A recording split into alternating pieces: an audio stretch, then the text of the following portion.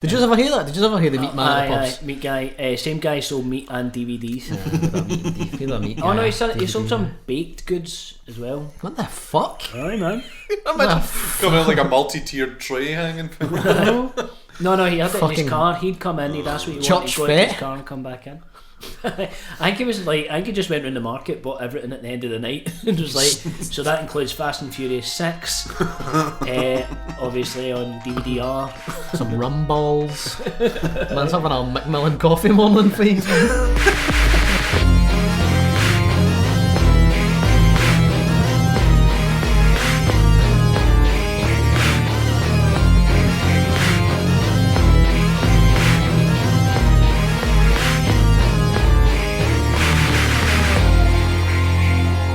It's 2022 and this is Video Namaste. It's no 2022, yeah. It's 2023 and this is New year, new me. Rolling back the years. Rolling back 1 year.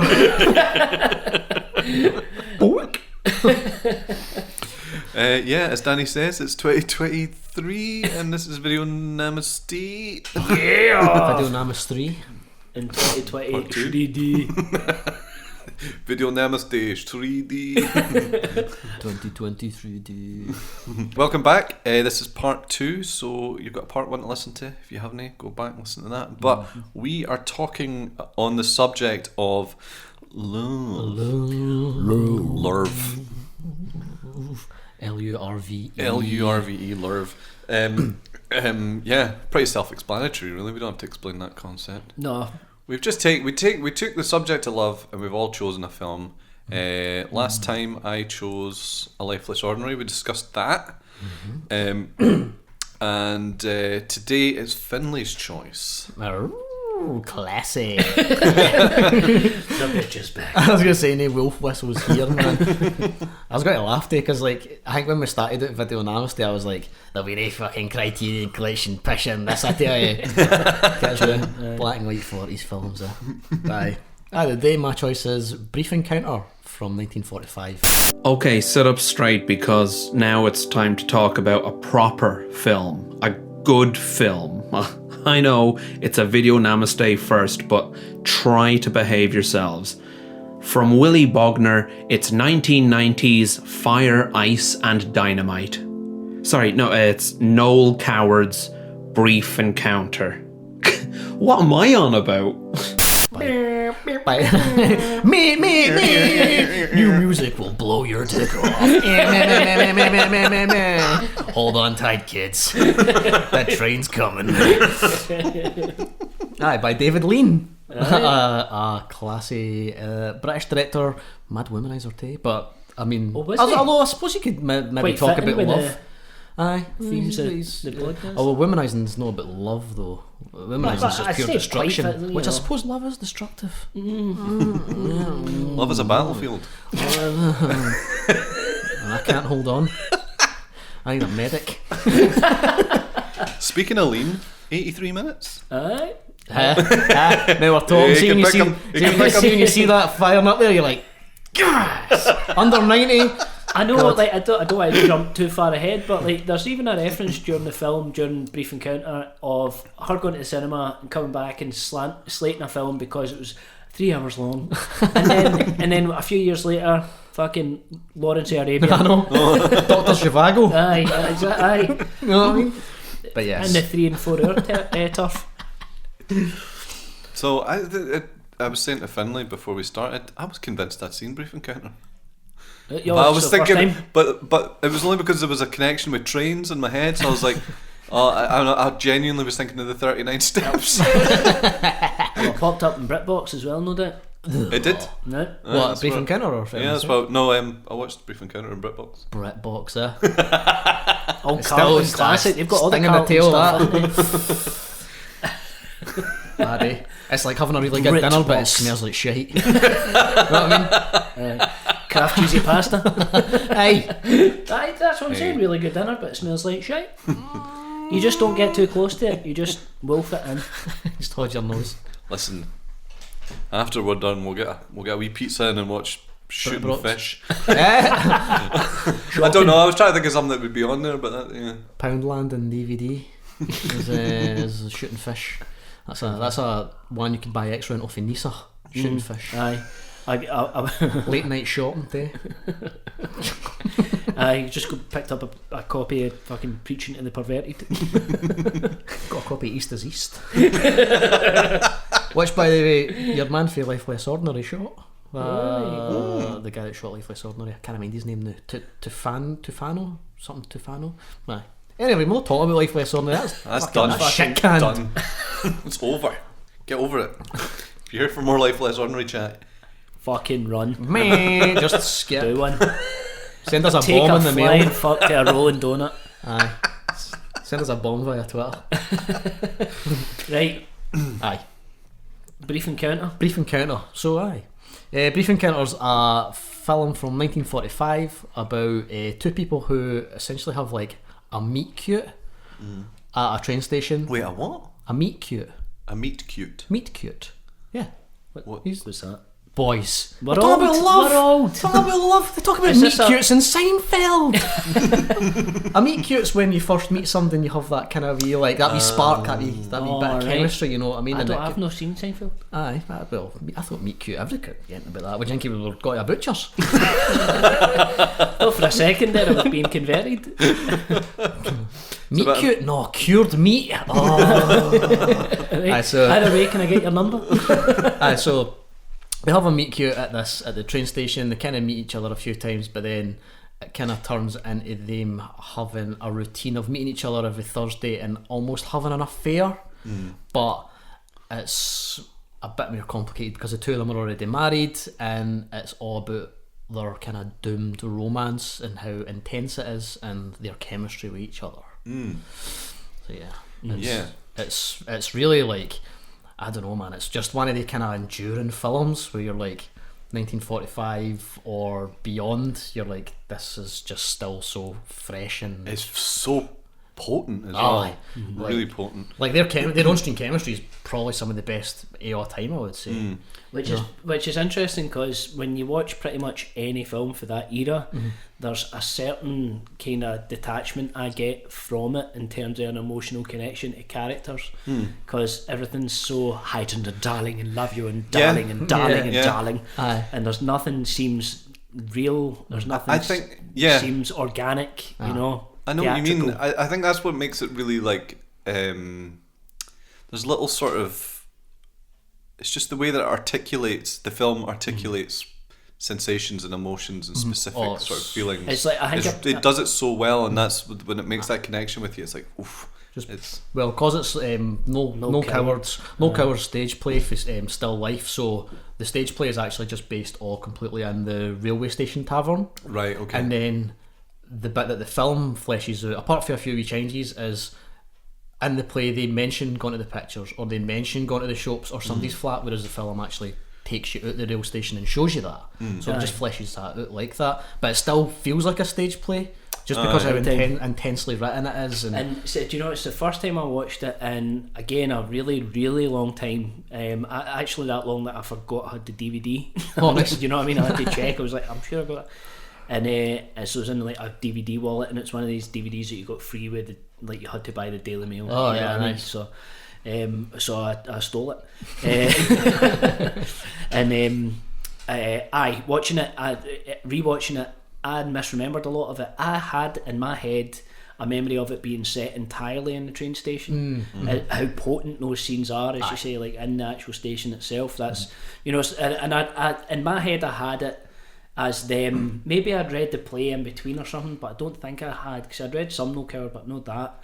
And I'd maybe I'd remembered them as talking about going to the station and going to the cinema and going out and meeting and you know, and like the thoughts of her at home, things like that. All that, like I'd remembered them as conversations, and so seeing them, it felt like I was watching something else.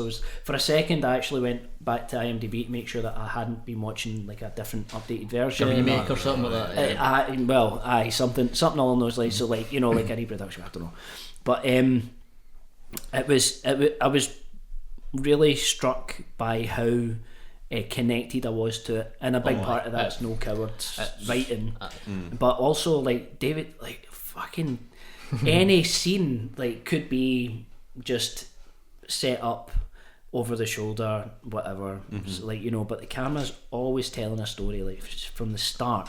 Like even just like feeling almost like peeping Tomish, you know, like hiding behind the tea bar at the cafe and things like that, and like, you know, everything's just a little forbidden. Well, I was going to say, like right at the start, the way the film starts, it's like you can see that there's a quiet, and there's also like a kind of hurt to it, and like without knowing anything about the film, it kind of creates this weird mystery to why you're meeting these characters for the first time, and there's a clear, it looks like how the feeling of an heir after a breakup is, like that. And there's that kind of like how stations are. When you're in a station, you don't know everybody's story, but everybody is in a different state. Like, you know, they're in that state of complete disrepair, or like, you know, they're elated, or they're just on their way to work.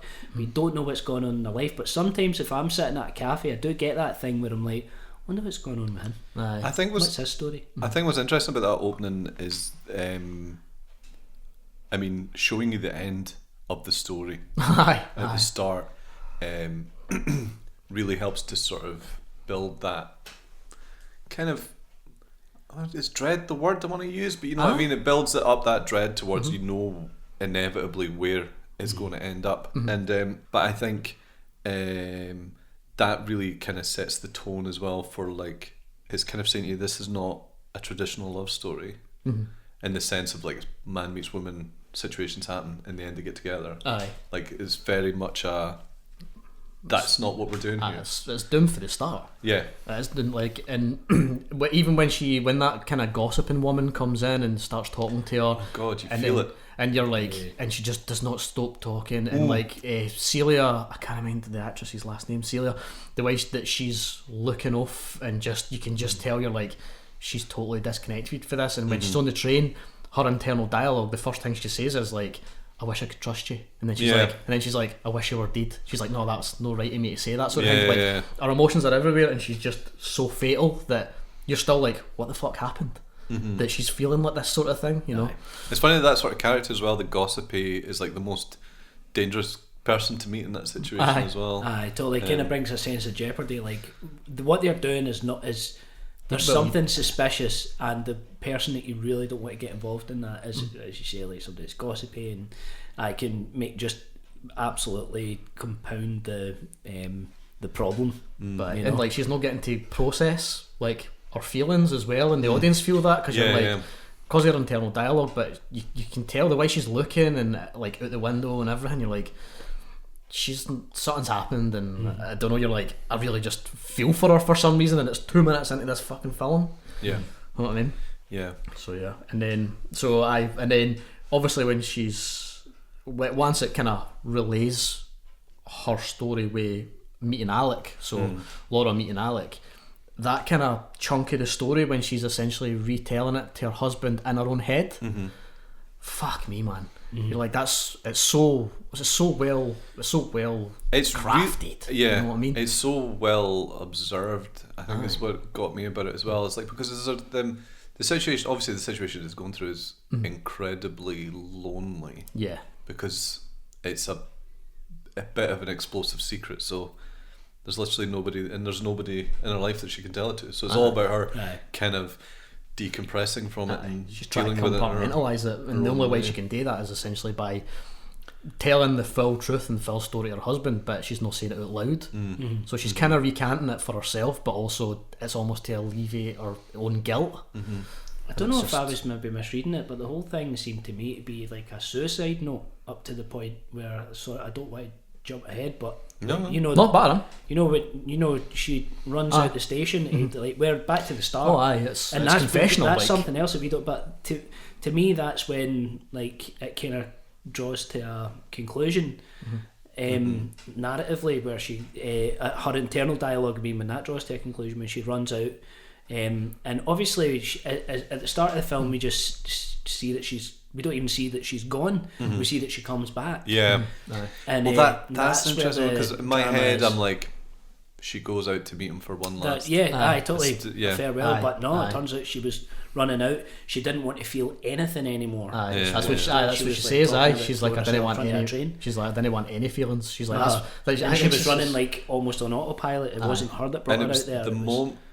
It was the sound of the train and the steam and the pressure and the noise and the way not the many camera, films edited the way the like camera that. moves toward and then great. like goes back off the Dutch angle, just back to stability when she comes to. Like even what kicks it off when she goes back home, like what kicks it off is the sound of a train in the background, and that's her. She just kind of starts kind of wailing and stuff, and then she calms down. Then she starts telling the story, and then at this time in this flashback, this is when we get to meet Alec, who is pretty charming for the get-go. I mean, they say that in the film, like he is pretty handsome, but there is something about their chemistry where you feel it. Like it's not like the film doesn't need to do much. Obviously it's amazingly made, but because of these two actors and these two characters, you feel it straight away without even being prompted or anything like that. Like, and they don't even, for their first meeting, that's no straight away.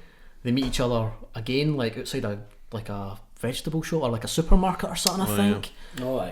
And then they meet, and then they go for lunch, and then she goes to the pictures with him. So it's like it kind of starts for there, but for the first second where he gets a wee bit of grit out her eye, and there's a kind of way that she looks at him, you're just like, fuck me. I'm lost in it already, man. You know. Do you know what? It really it navigates its way through that like traditional male-female romance dynamic of I'll sweep you off your feet, darling, and that he has to kind of take control of the situation, and like, you know, he's a doctor and he takes that bit of grit out of her eye, and like, and she has that they have that physical connection, but it's never to like an imposing like I'm the man, I'll buy us a drink kind of deal, you know, especially for that era. Like, because they say that, didn't it? It's pre-war, because this was written before the war, and then it was made into a film just as the war was ending. Like they celebrated Germany's surrender during the shoot of the film. Oh right. They stopped for a day of shooting and just like they all had a bev. Well, I mean, I think there was a good handful of moments that I think as I was saying earlier, like I was just amazed at how well it got something. So like there's that. Well, I mean, I always love films in that period, because when they're fighting against like censorship, everything has to be explained and done in a way that's which is great. On the floor at all time. But the moment, I think there's a moment where she realizes how she feels about him, and it's when he's talking about his work. Yep. Absolutely. And it's like it's that moment of like real attraction of like if you see someone doing something that they're good at, and you're like, God, I fancy you. Well, that was a very real moment. That's when he's talking about his work, and she says, "You suddenly look young, like a little boy." And he's like, "Why did you say that?" And she's like, "I don't know." Yeah. And you're like, "Fuck that!" You're like, "That's Boss Boss, man." A couple of bits like that as well. Like I love the moment about when they're laughing at the band, and then the next week when he's not there, and she's like, this was hilarious last week, and it's nothing. She's like, the cellist was once funny, but now she's like, there's something quite sad about her, sort of thing, and it's because he's not there to elevate that experience for her. And it is totally like there's something like about the two of them where it's like an addiction to each other as well. Like they're addicted to the fantasy of each other, and it is a fantasy kind of that they live in, but it's so incredibly powerfully real for the two of them that I don't know, man. It just again back to like the kind of the realistic element of the film is kind of what really sells it. Not just because it's from that era, just even now.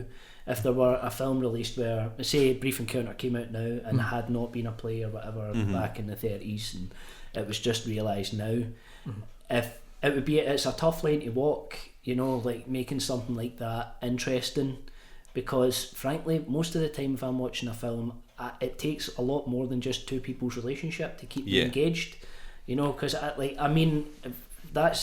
watch films more for escapism in a sense. Like I'm not really here for the realism, you know, but David Lean does what he does so well, and the way that it's cut, and even like I was thinking back to other films of that time, and like I looked at the most successful films like within that 10-year window between 35 and 45, and like with 45 in the middle, and like no other film from that time period was as say progressive in that sense, and that it was and how it was cut, and how nothing was really sensationalized. It was just documented, and everything was so probably down to the runtime as well. The conciseness with the use of editing, for instance, was just stunning. It was obviously like it's saying things about sort of marriage and the way relationships were at that point. Because obviously,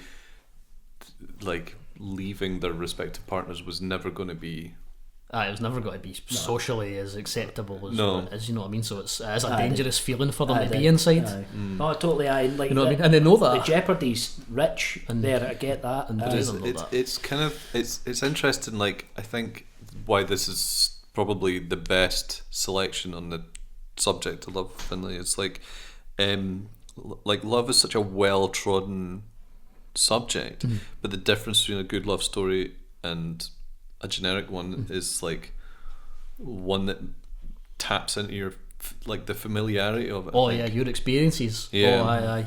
And they carry it so well, because there's things that I could probably see myself in there that maybe you or Danny wouldn't see, but there's something that you would see yourselves in there that I wouldn't feel. You know what I mean? There's just it feels so broad to just people's experience of connection with other people, and maybe that kind of like that high and that instancy and the intensity. There's something there. I know it sounds stupid to be like there's something there for everybody, but there's generally like a familiarity. There is like across the runtime of the film. Like you can relate more to the flourishing love. You can relate a wee bit to the we definitely shouldn't be doing this feeling, and then you can relate to the tragedy of it. You know, but ultimately, it's like as we've said, it's doomed from the start. And like the line that really cut me the deepest, really fucking like. I had to pause it and go and get a glass of milk. Oh mate, I burst into tears every time I watched the thing. The line, like I can't mean specifically, like no verbatim, but like something along the lines of, you know, I was a happily married woman, I have a family, a husband, and until now. And then the moment the grass was greener, everything just felt as shit. And like, so that suggests to me that might not come back. She was a happy woman. She's using past tense. Then she noticed the grass is greener. Now she's going to have to live her entire life in a situation where the grass is not greener, and she's just going to have to settle. Like, which is pretty fucking. The one that I've got written down that's kind of like that. I think it's for that same bit. Is she says that week was misery. I went through it in a sort of trance. How odd of you not to notice that you were living with a stranger in the house. That's what she's saying in her monologue to when she's talking to her husband. You're like, Jesus fucking Christ, man. I was like, correct me if this sounds absolutely daft, but I think one of the things that struck me halfway through the film was thinking about it being a Noel Coward play, and obviously it would never be that up front, but I wonder if like the whole sort of forbidden love story comes from another place, right? Okay, like because obviously Noel Coward was gay. Right, okay, right. And especially because David Lean married like 6 times. Aye, there's a lot about love, and he's well, like, and a lot of his films are kind of about like characters or like situations where love or romance is part of like some sort of the centre of like some sort of overarching like social like or political climate as well. Aye. So like obviously in this it's like the end of the war basically, and then you've got things like Dr. Zhivago, 11th century Russia and Lawrence of Arabia and stuff like that. So it's like his characters are always, I think they use love or obsession as some sort of like way to achieve their final form or their final self. So I mean it makes sense that David Lean would see this and go, I want to fucking do that. You know what I mean? That's their themes that completely like get him going, you know, they involve him. Like I think that I know what you're saying, but I think that the fact that this was written before the war, you know, and like I think this was more a hopeful film at the time, you know. obviously, like, I get that I fully experienced the grimness of it, you know, as welcome as it was, but, you know, I think there are a lot of elements of superficial optimism in there, and I think that was maybe what the world needed in 1945. Because it was then, and the way that David Lean kind of pushes I'd say that he pushes the more forbidden side of the story a little bit more, but ultimately it's, I don't know where I'm going with this. Probably just cut this out, Richie. No, I get you though. I mean, it is the love that they experience in it, because they do love each other, is like, it is rapturous. You know what I mean? It is massive. You know what I mean? They're like, I've just wrote down here, they're adrift on possibility, because I think they know themselves that it's possibly not going to come to anything. But see that brief period of them lying to themselves, probably the happiest. It seems to them like the happiest that they're being. So. You know what I mean? So you're allowed to. There's a constant avoidance of the inevitability, I suppose, and especially when he confronts her about it in the first instance, about them being in love.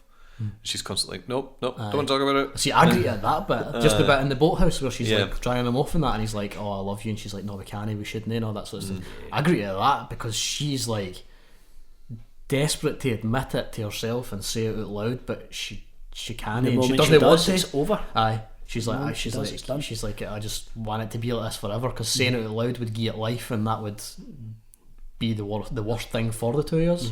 Yep. It's funny, like, we talk about the oh god, it's so funny coming back talking about love as a first subject. Obviously the kind of tragic element of it, but you watch it to feel it. And you're not watching it to feel the tragic element. Obviously the tragic element is hard,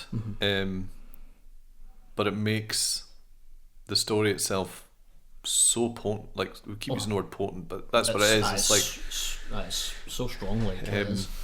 What do you suppose that is? I don't know. Like, why the magic of film. Why are those sorts of stories like a traditional, like you said, the traditional love story is one thing, but the story of, because romance is pain. Romance and love is eventually pain. Like, whether it be a romance that you have that is carried out to like the end of your life, there's still a life at the end of it that's going to end for one of you. You know what I mean? So it's fatality either way. Like, whether it be emotional or physical. Like, it's Shakespearean stuff. You know what I mean? But it is always ending in tragedy, I suppose. It's just where in the timeline it is. At the very in the most optimistic like take on that would be that there's always like a melancholy, there's always a melancholy to love, no matter what angle you come in from or come out of it from. There's an element of melancholy, bittersweetness, much like throughout all this film. There's a touch of bittersweetness. Like, you never get to really just, at no point during the film, as much as I wanted to, and I really did want to, could ever just let go of that, like, niggling, this shouldn't be happening from the back of my heart, you know. Like, I knew that this shouldn't be going on, and like, back to why it's so potent. I think a big part of it is, it's like nothing can relate. You can relate to love no matter if you've experienced it with a lover, like, if you haven't, you've still experienced love with a family member, a pet. It's something we've all hopefully gone through at one point or another. And if a film is as executed well enough, as well as this film is, and incredibly fucking well as this film is, then it can communicate love so well. Because I said this for years and years. There's no medium that carries any emotion better than films, because we've got music, moving picture, acting, we've got dialogue, so you've got narrative, you've got literature there. It encompasses everything, and when it encompasses everything so well, it just fucking sweeps you away. And on such a relatable subject, like, it really hits you. And I don't think there's any stronger feeling than, like, so for instance, for me, it's like when you stick on like a song, say for instance like your first breakup song or something, as much as we're all over it, you're not really when that song goes on. Like for that instant, you're 16 again in your bedroom. Talisman. Exactly. You're greeting to fucking Iris. You know, we are like. So there's still some songs, some films even that I can't watch because as much as I'm very much over whatever relationship or instant in my life that it reminds me of, it's just too rich. No man, that's it. Wee time capsule.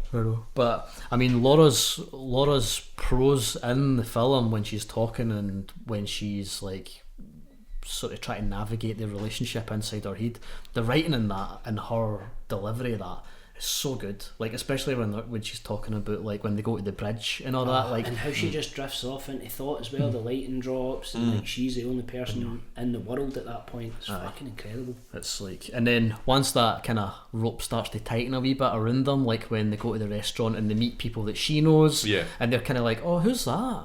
Do you know him? And she's like trying to convince them that they've met before, and like they're like, I've never met this guy, but good on you, sort of thing. And they're like, are we winking that? And she's like, fuck. She's like, it's getting too risky, and that's when it kind of starts to crumble. And she has a bit of a meltdown, and then they go back to that guy's flat. And even then, before they go, they're kind of like, I think he says that he's leaving to go to, is it South Africa? Yeah. So once you hear that, the film kind of exhales a wee bit. And you're just like, fuck, you're like, this is the beginning of the end. And you start to feel heavy. You start to feel sad because you're like, I hope it doesn't happen, but if it does, then I don't know if I'm going to be prepared for this. And you feel like you're in the race for closure as well. Like I think the there's something about it being kind of, because I was just thinking there, like, you know, the moment where they're going back to the flat, and she's like, actually, I'm not coming to that flat with you. I'm getting the train home. And he kisses her when the train goes by. Just I think it's sort of the interesting thing about being set in a train station is like the idea of missed opportunity and timing, and so like when she gets on the train and she's like, she wants to go, and then she has that last minute, she jumps off the train. But there's a feeling I felt that was a feeling that she'd crossed that line when she got off the train, but the movement of the train and the departure of the train was like a moment of like, that's your crossroad. You've crossed the line and now you can't go back. It's like a sort of what's the word I'm looking for? There's like kind of a finality to it. That's the setting of the train station was really interesting, and it definitely isn't just a location. So much more than that. To me, it was almost supernatural in a way. Like, I know it sounds daft, but like it felt like a kind of limbo world, and especially because it would have been so easy to put them on the same train. But they've got their own one train one way, one train the other. So this is their own wee fantasy that they're jettisoned to every Thursday. But it felt like a place where like kind of lonely hearts or like, you know, like lovelorn people kind of go in a limbo until they find their finality. Even with the tea woman, and I was going to say the train stations were the only other stories happening. And there's other and then there's other folk who are just interested in, like, you know, chatting up and that, and you know, they're, like a lot of these characters are all involved in some romantic. Even not romantic, but you know, something involving someone else in one way or another. The conductor fella's kind of taking a sort of traditional role as well when he comes in and defends her from the two wee guys. I'll give you mother, you cheeky upstart. No, it's upstart because he's like, who are you calling an upstart? No, but it's like, you watery upstart or something. Something daft like so that. She was taking her books to Boots. The Boots library, swapping them out. That's how Boots started as a library. That's good. I was like, because she says something like at the start of Boots, she's like, oh, and then I went to Boots, and I was like, fucking got a wee meal deal. Get some Johnnies while you're there, just in case the big man takes you back to the flat. What a vibe. £9. But so once that kind of starts, once it starts accepting the fact that he's leaving, and then they have their final day together, you're like, really, it hurts, man. Yeah. It really like it hurts so much, like, because they go back to their bridge that they went to where they had their wee moment together. I can't remember if they go to the pictures. I don't think they go to the pictures again. No, but because they get the car, don't they? They've got they get the guy's car, and then they go to the wee bridge, and then it gets to like them in the train station again at the end where the film started. And the line, I've got it here, the line where he says to her, "Forgive me for bringing you so much misery," and she's like, "I want to die," and he says, "If you die, you'd forget me." You forget, I was like, every time they say that on screen, I am in bits. I'm just like, I can't do this, man. You know what I mean? It really, I'm just like, it really hurts, man. All right, another glass of milk. It's so, and because you're so invested in it, about 6 litres, and where the film's got you to the point of being so enamoured with them, like you don't really feel like you're sitting in your house. You feel like you're in there with them. So when this actually comes, you're like, no, don't do it. Like, I didn't want this to happen. You're putting the ending at the start, it's inevitability. It cannot be avoided. It's a big theme in the film. Like, it's already happened. It's not going to change. And you're sitting there and you're hurting, you're hoping, and as you says at the start, you're remembering her going out. So you're thinking maybe like she's went back out to the train. He says to her, "I'm not going to go. I'll see you next Thursday or whatever." But then it turns out that she's so hurt and lost and confused and sad that she tries to run out and jump in front of a train. And for a film that ultimately sends a message that love is doomed. But the thing is, like, I don't think it comes from a place of pessimism. I think it comes from a place of realism. You know, I don't think at any point it points like wags a finger at love being trite or anything. It's more, I think, if anything, it's a celebration of love. It's just that it's ultimately doomed. For it to happen in like such a short window, a short time scale as well, it allows it to be realistic but not what's the word, it's basically, it gets to be a perfect love story without it turning into the marriage that she has at home. Like, which is only like a contained moment, a brief encounter. Contained moment was the first title. By when she's like, just stopped, so she doesn't jump in front of the train, she stops herself, but the train just flashes past her, and she says about mentioning the overwhelming desire not to feel anything ever again, as well. You know what I mean?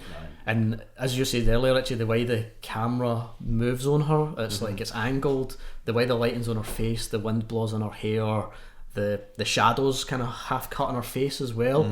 It's like one of the images where you're just like, and then once she goes back to her husband at the end, like, I think it's kind of left to you to because he knows that she's been going out and seen a doctor or whatever, like, but no dating, they've just kind of met a few times, like, for whatever reason, like by happenstance and that.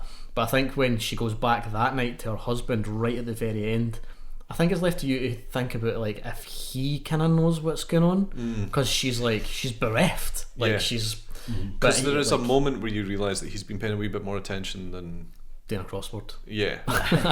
Because when he has a line about her being absent or something, he's not been. He said, "Thanks for coming back to me." It's right at the end. I think that's the only line that threw me, because I thought he was pretty gormless the whole time. But when he said, "Thanks for coming back to me," that kind of made me suspect that he knew something. That makes me greet as well. Like at the end, where he's like, I don't know what happened to you. I don't know, but I think you'll get through it or whatever. Just thanks for coming back to me or something like that. That's a big. Or thanks for coming home to me or something. You're like, fucking hell, man. I know. Yep, I think it's quite. It could work either way, but that's amazing writing either way, that it can be taken both ways, because he's a pretty not two-dimensional character, but he's pretty. He's just pretty straightforward. Here's what I'm saying, what I'm thinking. You know, he wouldn't strike me as a cryptic person by any means. So for him to say something like that, and for you to think maybe that's a bit spicy, that line, that's great writing, man. It's really good writing. But there's just something about it, the way it's compiled. It just, man. Every time you watch it, like, if you watch it again, Richie, you watch it again and you'll go, I want Alec to be there at the end. You know what I mean? It's never going to come. That's there. It's only steel plates. That's never getting changed in that film. But every time I watch it and she runs out, I'm like, I want him to be there. Aye. I want it. I'm greedy and I fucking want it. And you don't get Says it. a lot about what we want out of love as well. There's a lot of that going on. Kind of holds a mirror up to you too. It's like, oh, this is what you want, is it? Well, here's the fucking implications. You know. And what it can lead to as well if you pursue that. You know, not if you engage in it. If you engage in it and walk away, then you know there's coming back from it. But if you engage in it, then there's more danger, more risk, more higher jeopardy. It's their fantasy, you know what I mean? But especially that ending for these kind of films, as you were saying at the time as well, to end on them no being together and for it to be tragic but no a death, you know what I mean? Like it's not like she's some wailing widow now or whatever. It's just a love that was there that can't happen. And you're like, that's probably the worst out of all. It's like the worst thing. But for that to come out of a film at that time feels, I don't know if it was brave, but it feels it feels like genre shifting or like standard like shifting. Definitely. You know what I mean? Maybe no shifting, but definitely confronted a lot. Like you think about what was expected of a woman in the fucking 60s, and then you go all the way back there, and like you know, like for a woman. For a character like that to have agency alone is surprising, and so for her to... And she's a cinephile! Exactly. She loves the pictures! Aye, but for her to go like, you know, and be an adulteress as well, like that's not, like... I'm sure I'd read somewhere that, what's his name, the actor that played Alec. I had it written down, but anyway, him as an actor, he was walking through the street. I'm sure I heard about this. He's walking down the street or something, and a guy approached him and was hostile to him. Maybe even got in a bit of argy-bargy with him, and said that if it's something along the lines of if his wife can see someone cheating on her husband on screen, then my wife can cheat on me. All right. And so there you go. Like that's like, I mean, who's not to say that wouldn't happen now? But back then, you know, it would be definitely a bit more controversial than now for a woman to be cheating on her husband. You know, it's kind of interesting that the ending of them not getting together, or the kind of tragedy of the ending, is what makes you feel it so much more. It's obviously the value of. Yeah, there's more value in it as a set of emotions, I guess. That's probably a really bad way of putting it. But it's that thing of like what Findlay's saying about, you know, you want them to be there, but also you don't want the film to end. Like the fact that the film doesn't end with them getting together is like the best ending. Easily, it's the only end. It's such a weird set of. It's what you're saying about films being what they are. It's like. Manages to make you feel so much and communicate so much so easily on such and for a film like that as well, for to be able to not be able to, but for it to do it in a slightly less obvious way, subtlety is what the word I'm looking for. Yeah, I think it's. I mean, I would rather the film, for me, for my own personal cut, the two of them get together, but the film itself would not benefit for them getting together. No. It would lose all its impact, you know what I mean? Yeah. Your man's name is Trevor Howard. Aye. And she's Celia Johnson. I wanted to say their names because she got an Oscar nomination for it. Aye. Never got it. Oh. So I bet there was politics involved in that. I can't. I don't know. I didn't check what actually won that year, but Brief Encounter got nominated for an Oscar. The film, Celia Johnson got one for the actress, and the screenplay got one too, and it never won any of them. Alright, okay. Well, at least. And I can only imagine what won that year. I can only imagine what won that year at the Oscars. No, the Oscars means a jot. It's a big party. So the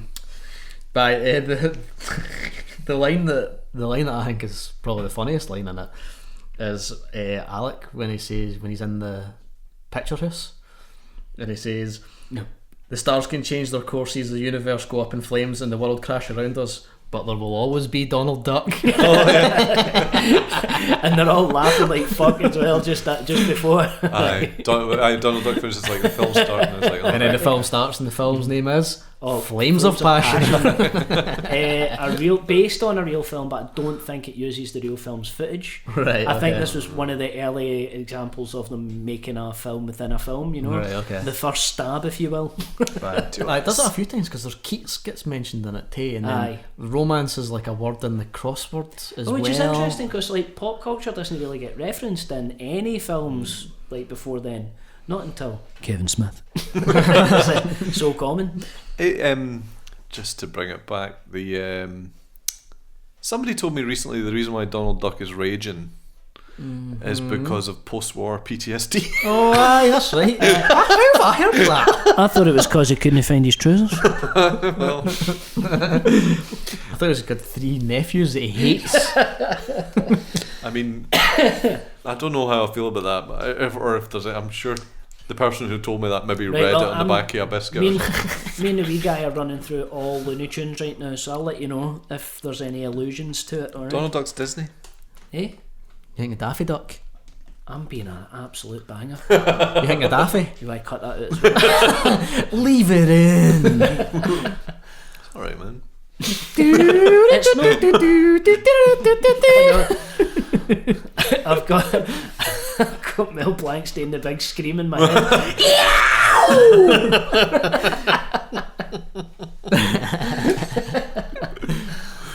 We should just, as a palate cleanser, just review a fucking Bugs Bunny cartoon at the end. Oh.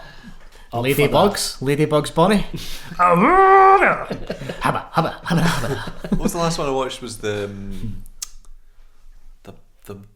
opera barber one. Oh, The Business. Aye, so good. I'm not going to talk. We're not going to actually do this. Sorry. Anyway. Hunting what? No.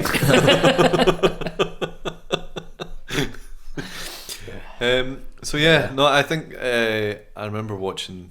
I remember watching Brief Encounter fucking 8 hours ago. That's a start.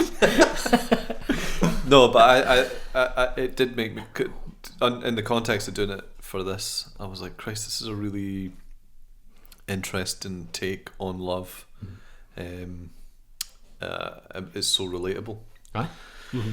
But it tells a really great story of an aspect of the complicated nature of it. Mm-hmm.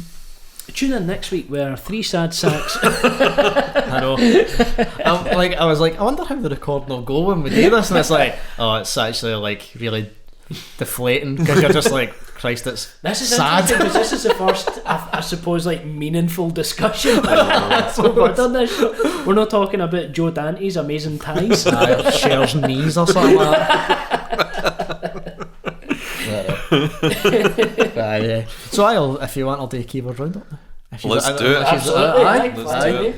So we've got adultery. Oh. Mm-hmm. A reference to Shirley Temple. Oh yeah. Refreshment. Mm-hmm. I can't even read what that is. England. Well, that's my fetish. Suicidal mood. Jeez. Butt slap. Oh, I forgot about the butt slap. Slaps the tea lady. The off-screen butt slap. Aye. Can it be that? Aye. She's quite tiny today. Tea. Organist. Impossible love. And a reference to Donald Duck. Hey. So yeah, that was Brief Encounter. The ass slap is so funny because it was like, it winds up. It winds it up. Watching it happen, I was like, are we doing this? And then it cuts away just as the hand's about to swing in and make contact. I bet they nearly got that film off the. That was sensible. It was. That footage existed at one point. A man slapping a lady's arse. Big close up and that slow mo, just as a train passes. When you hear Thomas whistle. But yes, please go watch it. It's actually phenomenal how good that film is. And you know what? If you love somebody, give their arse a good slap. No, if it's your ma, I mean your dad. If you see your dad, give his arse a big slap. Get Benny here. Tell him Danny sent you. You see us in the fucking news next week. Man slaps dad's arse till he dies. Happy slapping's back. Arsey slapping. Heard it in controversial podcast. Florida man. Podcast. What was it? Where did you get that idea, son? It was a podcast about brief encounter. Talking about black and white films. See, I was on BritBox. Say no more. Get in the back. I was looking for Minder on the Orient Express.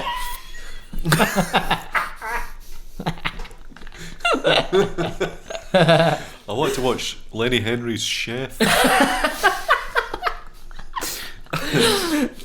These are too real, Richie. You've been on these, eh? This is good spitballing though. I like to watch The Pope is Dead. The Pope must die. Oh, the Pope must die. Pope is dead. Close enough. You seen that Pope's dead? Is he? Aye, it's a 12. Have you seen Nuns on the Noose?